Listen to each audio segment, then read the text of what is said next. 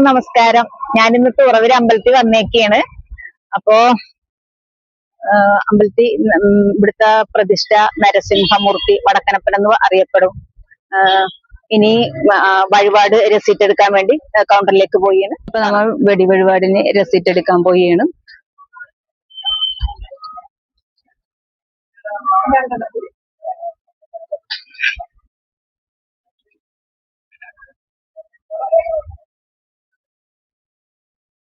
നമുക്ക് വഴിപാടിന്റെ രസീറ്റ് നമുക്ക് ഈ ഭാഗത്ത് അങ്ങാണ്ടാണ് കൊടുക്കുന്നത്. അവിടെ കൊടുത്തിട്ട് നമുക്ക് വലത്ത് വെക്കണം. ആദ്യം വലത്ത് വെച്ചിട്ട് വേണം നമുക്ക് അകത്തോട്ട് കയറാൻ. അപ്പൊ നമ്മുടെ വഴിപാടിനുള്ള രസീറ്റ് നമ്മൾ ഇവിടെ ഒരു പാത്രം വെച്ചിട്ടുണ്ട്.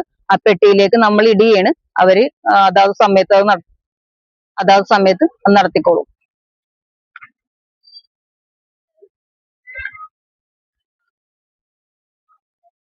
നമ്മള് ഫസ്റ്റ് നടയിൽ തൊഴാൻ പോയിന്.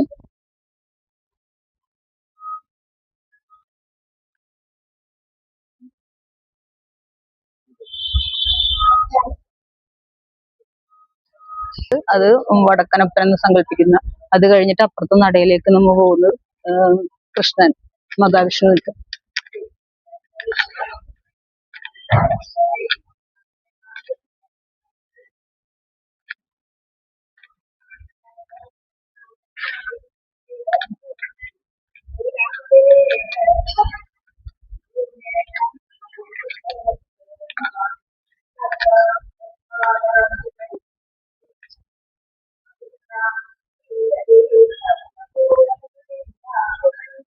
പോവാണ്.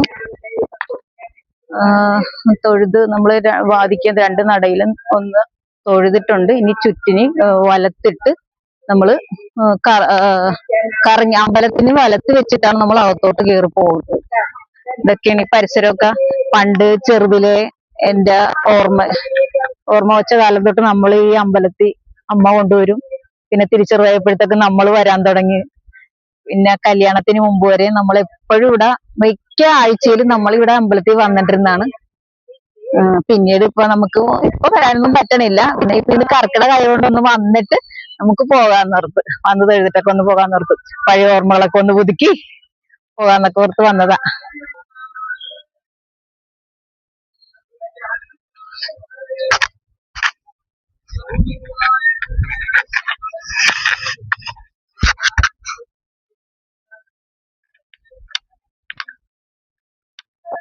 ഇവിടെ ഇരിക്കുന്നത് അയ്യപ്പസ്വാമിയാണ്. അയ്യപ്പസ്വാമിനാണ് നമ്മളിപ്പോ തൊഴുതിച്ചു ഇറങ്ങിയത്. ഇനി സർപ്പത്തന്മാര്, ആ ഭാഗത്ത് സർപ്പത്തന്മാരാണ് ഇരിക്കുന്നത്.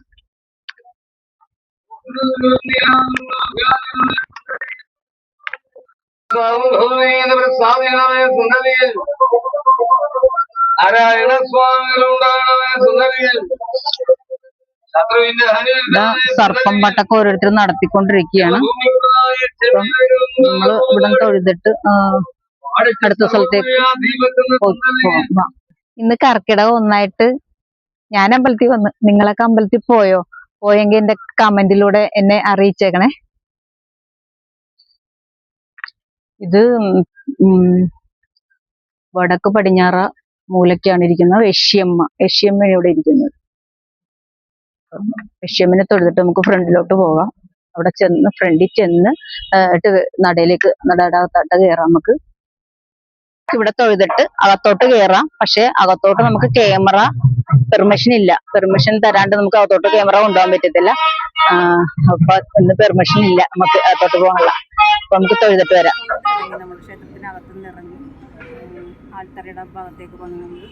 ഇനി നമ്മൾ അമ്പലക്കുളം ഒന്ന് കാണിച്ചു തരാം. അപ്പൊ അമ്പലക്കുളത്തിന്റെ സൈഡിലേക്ക് പോകാൻ നമുക്ക്.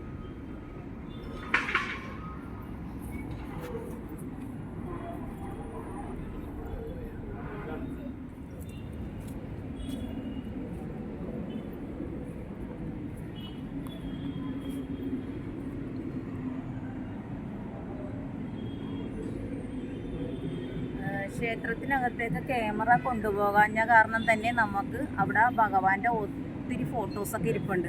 അതൊക്കെ നിങ്ങളെ കാണിക്കുമ്പോൾ നിങ്ങൾക്ക് ഏകദേശം ഞാൻ പറയുന്ന കഥകളും ഇതൊക്കെ ആയിട്ട് നിങ്ങൾക്ക് ഫോട്ടോ കാണുമ്പോൾ മനസ്സിലാവും. ഒരുപാട് ഫോട്ടോസ് ഉണ്ട്. അത് പഴയ ആൾക്കാർക്കൊക്കെ കാണുമ്പോഴേ അറിയാം, അമ്മമാർക്കൊക്കെ കാണുമ്പോൾ അറിയാൻ പറ്റും. അപ്പോൾ അതിനെക്കുറിച്ച് ഭഗവാനെക്കുറിച്ച് പറയാനാണെങ്കിൽ ചെറിയ എൻ്റെ അറിവിൽ കിട്ടുന്ന കുറച്ച് കഥകൾ ഞാൻ പറഞ്ഞുതരാം. അപ്പോൾ അമ്പലം എന്ന് പറഞ്ഞാൽ ഹൈവേയുടെ തൊട്ടടുത്ത് തന്നെ. നിങ്ങൾക്ക് പോകുന്ന ഈ ആലപ്പുഴയിൽ നിന്ന് എറണാകുളത്തോട്ടോ അല്ലെങ്കിൽ വടക്കിന്ന് തെക്കോട്ട് പോകുമ്പോഴത്തേക്കും തുറവൂര് ജംഗ്ഷൻ തന്നെ തൊട്ട് പടിഞ്ഞാറ് വശം, ആ ജംഗ്ഷൻ്റെ അവിടെ തന്നെ ഭഗവാന്റെ കാൺപെട്ടി ഇരിപ്പുണ്ട്. അവിടെ നിന്ന് നോക്കുമ്പോൾ തന്നെ അമ്പലം കാണാം. പിന്നെ ഭഗവാനെക്കുറിച്ച് പറയാനാണെങ്കിൽ എൻ്റെ കേൾവിയാണ്, എനിക്ക് അല്ലാണ്ട് എനിക്കറിയില്ല. എൻ്റെ ചെറുതിലെ തൊട്ട് നമ്മുടെ മുതിർന്ന ആൾക്കാരും നമ്മുടെ പരിസരവാദികളും പിന്നെ ക്ഷേത്രത്തിൽ വരുമ്പോഴുള്ള ആൾക്കാരൊക്കെ പറഞ്ഞിട്ടുള്ള ഒരു കഥ ഞാൻ പറഞ്ഞുതരാം.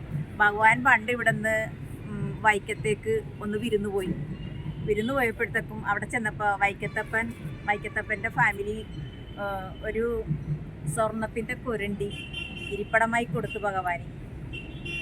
വിരുന്ന് വന്നതല്ലേന്നോർത്ത് കൊടുത്തപ്പോഴത്തേക്കും ഭഗവാൻ ആ സ്വർണ്ണക്കുരണ്ടി വലിച്ചിട്ട് ഇരുന്ന്. ഭഗവാൻ അത് ഭയങ്കരമായി ഇഷ്ടപ്പെട്ട ആ കുരണ്ടിയിൽ ഇരുന്നിട്ട് ഭഗവാൻ ഭക്ഷണങ്ങളെല്ലാം കഴിച്ച് യാത്ര ചോദിച്ച് അവിടുന്ന് ഇക്കരയിലേക്ക്, അന്ന് കടത്തിറങ്ങി ഭഗവാൻ ഇക്കരയിലേക്ക് പോന്നു. ഭഗവാൻ പോന്നു കഴിഞ്ഞപ്പോഴത്തേക്കും അവിടെ വൈക്കത്തപ്പനും ഫാമിലിയും ഈ കുരണ്ടി നോക്കിയിട്ട് കുരണ്ടി കണ്ടില്ല, സ്വർണ്ണക്കുരണ്ടിയായിരുന്നു. അത് കാണാനില്ല. അവിടെ അന്വേഷിച്ച് വന്നപ്പോഴത്തേക്കും പറഞ്ഞ് അന്ന് തുറവൂര് ഭഗവാൻ ഇക്കരെ വന്നപ്പോഴത്തേക്കും ഭഗവാനാണല്ലോ ഇരിക്കാൻ കൊടുത്തത്, ഇതിവിടെ കാണില്ലല്ലോ എന്ന് പറഞ്ഞു. അപ്പോൾ ചോദിച്ചറിഞ്ഞ് നോക്കിയപ്പോഴത്തേക്കും ഭഗവാൻ കൊണ്ടുപോകുന്നത് അറിഞ്ഞപ്പോഴത്തേക്കും വൈക്കത്തപ്പം പറഞ്ഞ് നാളെ പുലർച്ചെ തുറവൂരേക്ക് വടക്കനപ്പനെ കാണാൻ വേണ്ടി പോവുകയാണ്, ഞാൻ പോയിട്ട് കൊരണ്ടിയായിട്ട് തിരിച്ചു വരാമെന്ന് പറഞ്ഞു. തൈക്കാട്ടുശ്ശേരി കടത്ത് മാത്രമേ അന്ന് ഉണ്ടായിരുന്നുള്ളൂ. കടത്തിറങ്ങി ഇങ്ങോട്ട് വരാൻ വേണ്ടി വള്ളത്തെ കയറുമ്പോഴത്തേക്കും ഇവിടെ 3 മണി, വെളുപ്പിന് പുലർച്ചയ്ക്ക് 3 മണിക്ക് വെടി പൊട്ടിക്കും. അച്ഛൻ ഇവിടുന്ന് കൊരണ്ടിയായിട്ട് ചെന്നിട്ട് വേണം വൈക്കത്തപ്പൻ ആ കൊരണ്ടിയിലിരിക്കാൻ വെളുപ്പിന്. അപ്പം ഈ കൊരണ്ടിക്ക് വേണ്ടി ഇങ്ങോട്ട് വെളുപ്പിന് വരുമ്പോഴത്തേക്കും ഇവിടെ 3 മണിക്ക് വെടി പൊട്ടിക്കുമ്പോൾ വൈക്കത്തപ്പന് വെടി ഭയങ്കര പേടിയാണ്. വൈക്കത്തപ്പൻ വീണ്ടും തിരിച്ച് ആ വള്ളത്തിൽ നിന്നിറങ്ങി ഓടി അകത്ത് കയറും. ഇത് സ്ഥിരം പതിവാണ്. ഇത്രയോ കാലങ്ങളും വർഷങ്ങളും കടന്നുപോയിട്ടും ഇപ്പോഴും അത് തുടർന്നിട്ടിരിക്കും.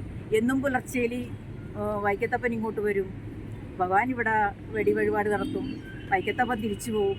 ഇത് ഇന്നും 2026 വർഷങ്ങളോളം കാലങ്ങളോളം ഇത് തുടർന്നുകൊണ്ട് പോകുന്നു.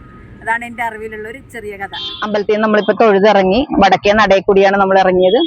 ഇനി നമ്മള് അടുത്ത വേറൊരു സ്ഥലത്തേക്ക് നമ്മൾ പോകുന്നുണ്ട്. അവിടെ ചെന്നിട്ട് ഞാൻ കാണിച്ചു തരാം. ഇവിടെ റോഡ് പണി നടക്കണ കാരണം നമുക്ക് അങ്ങോട്ട് കടക്കാനോ ഭയങ്കര പാടാണ്, വണ്ടികളൊക്കെ പോകാൻ ഭയങ്കര പാടാണ്. അരൂര് തൊട്ട് തുറവൂര് വരെ മേൽപ്പാലത്തിന്റെ പണി നടക്കുകയാണ്. ഏറ്റവും വലിയ മേൽപ്പാലം നമ്മുടെ ഇവിടെയാണെന്നാണ് എല്ലാരും പറയപ്പെടണം. അപ്പൊ നമുക്ക് ഈ വാഹനങ്ങളൊക്കെ പോണ കാരണം നമുക്ക് അപ്പുറത്തോട്ട് കടക്കാൻ ഇച്ചിരി പാടാണ്. നമുക്ക് എല്ലാ ഗ്യാപ്പിലൊന്ന് കടക്കാൻ കാട്ട്.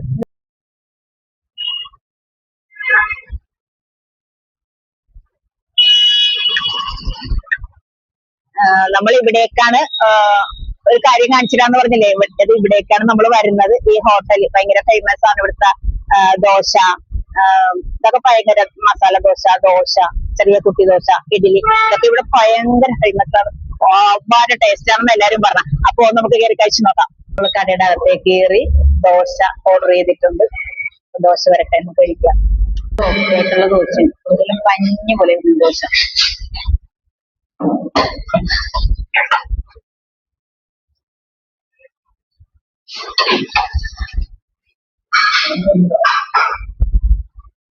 ഇവിടുത്തെ വടക്ക് നല്ല ടേസ്റ്റ്, നല്ല മുരുമുരാന്നായിരിക്കുന്നത്. നിങ്ങൾ ഈ ഭാഗത്തേക്ക് ഇങ്ങോട്ടൊന്നും യാത്ര ചെയ്യണമെങ്കിൽ ഇവിടെ വണ്ടി നിർത്തിയിട്ട് ഈ കടയിൽ കയറി ഈ ദോശയും ഈ വടയും നിങ്ങൾ കഴിക്കും. പറ്റുന്നവരൊക്കെ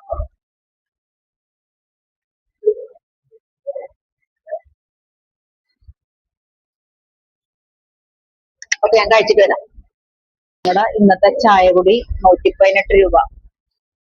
ഇതാണ് ഇന്നത്തെ ചായ കുടിയുടെ പൈസ. ആളിപ്പോ പറഞ്ഞിട്ട് പോയി എത്ര രൂപ? 118 അല്ലേ?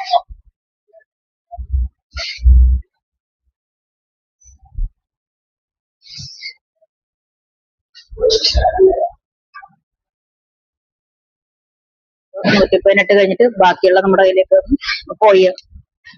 ഇപ്പൊ ജംഗ്ഷനിൽ തന്നെ, തുറവൂർ ജംഗ്ഷനിൽ തന്നെ ഈ പച്ചക്കറി വിത്തുകള്, വളം, പിന്നെ ചെടി മുളപ്പിച്ചത് ഒക്കെ ഇവിടെ ഉണ്ട്. അപ്പൊ അതിൽ നിന്ന് നമുക്ക് ഇഷ്ടമായ എന്തെങ്കിലും വിത്തുകളൊക്കെ ഒന്ന് മേടിക്കാന്ന് കരുതി ഇറങ്ങിയതാണ്.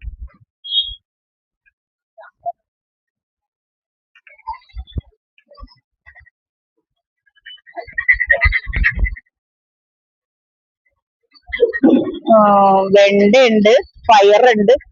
എന്തിനാണ് അപ്പൊ വഴുതനങ്ങയുടെ തൈ നമ്മളൊരു 5 എണ്ണം മേടിക്കുന്നുണ്ട്. 5 എണ്ണം 5 വഴുതന നല്ല നോക്കി തന്നെ കേട്ടോ. ഇച്ചിരി നല്ല ഇല, നല്ല ഇതായത്. എന്നാ കട്ട് ചെയ്തോ, ഈ ഭാഗത്ത് നിന്ന് കട്ട് ചെയ്താ. ഒരു 5 വഴുതനയുടെ തൈ നമ്മൾ എടുക്കുന്നുണ്ട്.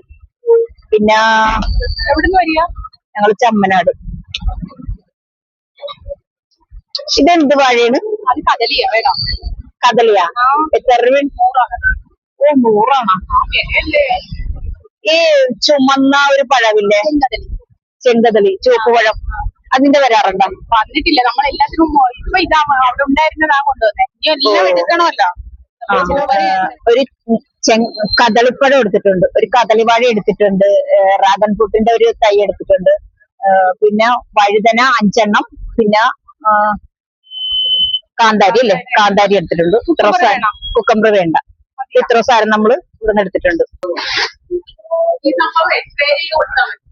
അതെങ്ങനെയാണ് സ്പ്രേ ചെയ്യണ്ട? ചെറിയ ടീസ്പൂൺ എടുത്ത് 1 ലിറ്റർ വെള്ളത്തിൽ മിക്സ് ആക്കിയിട്ട് ഒരു പൊടിയാ ചെടിക്കൊക്കെ അടിച്ചു കൊടുത്താൽ എല്ലാത്തിനും പെട്ടെന്ന് പോകും. ഈ പച്ചക്കറികൾക്കും ഫ്രൂട്ട്സിനും വെജിറ്റബിൾസിനും എല്ലാത്തിനും ഇത് മതി. എല്ലാത്തിനും അതെടുത്തോ. ഇതിന് എത്ര രൂപ? 130, 200 ഗ്രാമാണ്. എടുത്തോ. വേറെ ഒന്നും വളമൊന്നും വേണ്ടല്ല. വേണ്ട. കൈ വയ്ക്കുമ്പോ ഇച്ചിരി എല്ലുപൊടി മിക്സ് വേണം. അടിവളമായിട്ടിടെ. എന്നാ എടുത്തോ. 1 കിലോ 40 ആണ്. 1 കിലോ മതി.